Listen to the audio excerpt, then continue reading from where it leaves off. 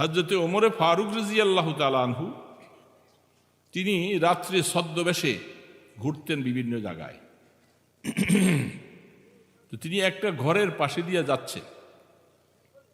সেই ঘরের পাশে দিয়ে যাওয়ার পরে একজন মহিলা আরবিতে একটা দুঃখ ছন্দ বলতেছে, তার স্বামী নাই।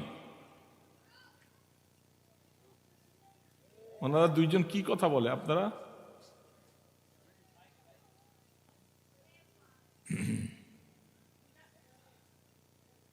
মহিলার স্বামী দূরে, এই জন্য মহিলা আক্ষেপে দুঃখে অনেক সময় মনের ব্যথা উজাড় করে বলতেছে।